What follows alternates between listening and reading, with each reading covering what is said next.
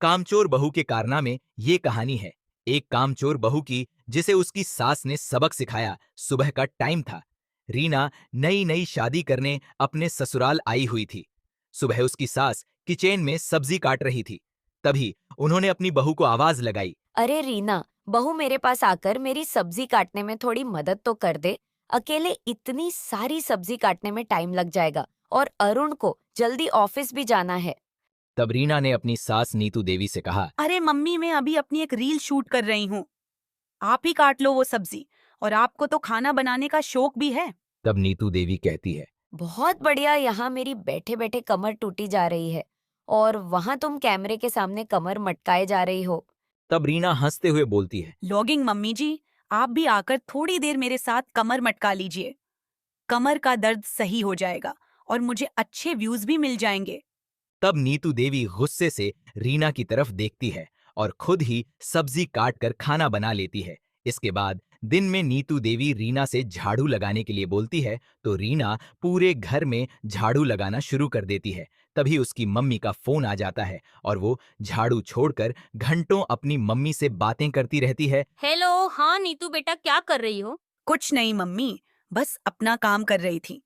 तो कुछ लोगों से देखा नहीं जा रहा था। अच्छा, कौन सा काम और किससे नहीं देखा जा रहा था? और कौन होगा मेरी सास में, अपनी इतनी इम्पोर्टेंट रील बना रही हूँ। और ये मुझे बुलाकर मुझसे सब्जी कटवाना चाहती है। अरे बेटा, क्यों ऐसे लोगों की बातें अपने दिमाग पर लेती हो? वो ठहरी गांव की गंवार औरत, उनको तो दिन भर घर का काम ही करना होता है। उन्होंने दुनिया देखी कहाँ है? हाँ मम्मी, सही कह रहे हो। आप मेरी सास दिन भर झाड़ू पोंछा ही करती रहती है। अगर एक कोने में थोड़ा सी कचरा फैल जाएगा तो फिर से अपनी झाड़ू उठाकर तैयार हो जाएगी और कहेंगी कि देखो कितना कचरा फैला हुआ है। और दिन भर पानी से घर का आंगन ही धोती रहती है। अजीब पागल औरत है।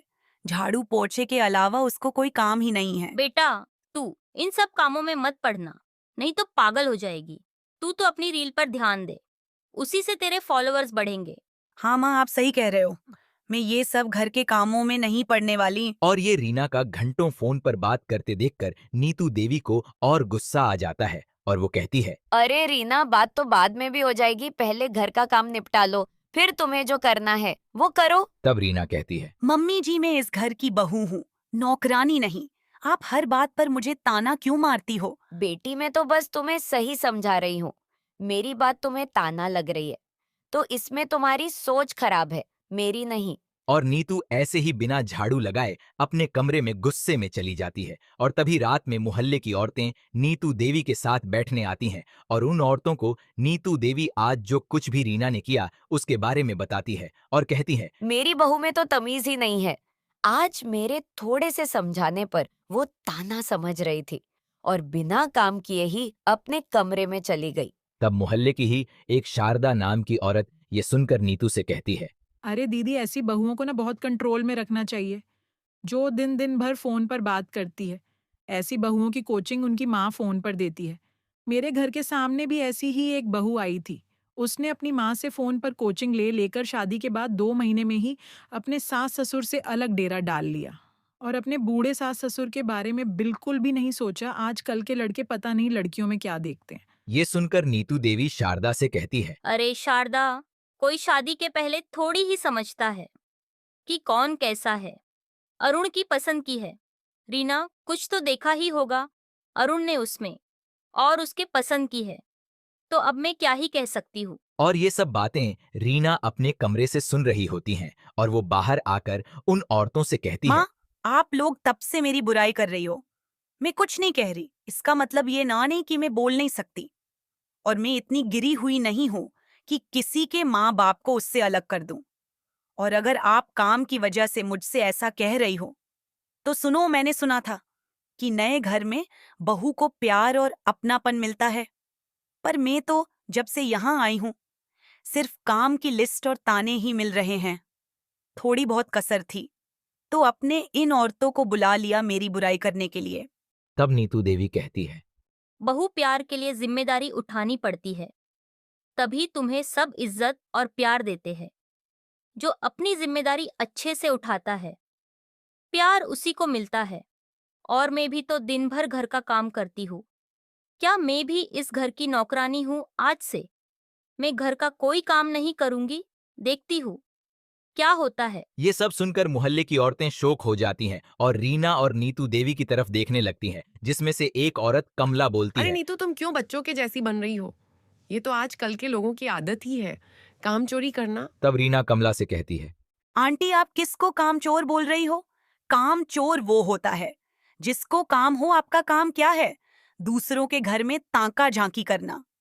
दिन भर अपने घर की छत पर चढ़कर आप बस ये देखती हो कि किसके यहाँ क्या हो रहा है। ये सुनकर कमला नीतू से कहती है, अरे नीतू, तू ये कैसी बहू लेकर आई है?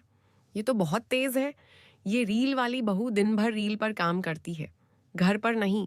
और कमला उठकर नीतू देवी के घर से चली जाती है। और कमला को देखकर बाकी औरतें भी अपने अपने घर पर चली जाती है और रीना अपने कमरे में जाकर फिर से अपनी माँ को फोन लगाती है।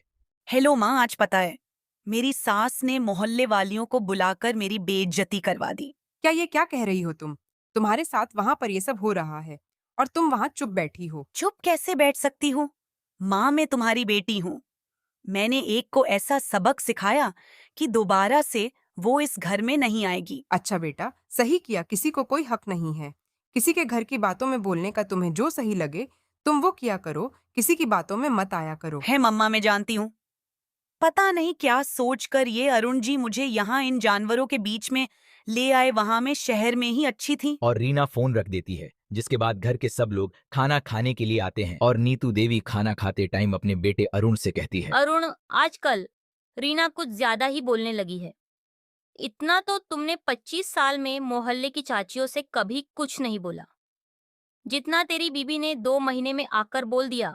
और ये सब सुनकर अरुण कुछ नहीं बोलता और अरुण और रीना अपने कमरे में चले जाते हैं। और कमरे में जाकर अरुण रीना को समझाता है और कहता है, देखो रीना, मोहल्ले के सभी आंटियों ने मुझे बचपन से बहुत चाहा है।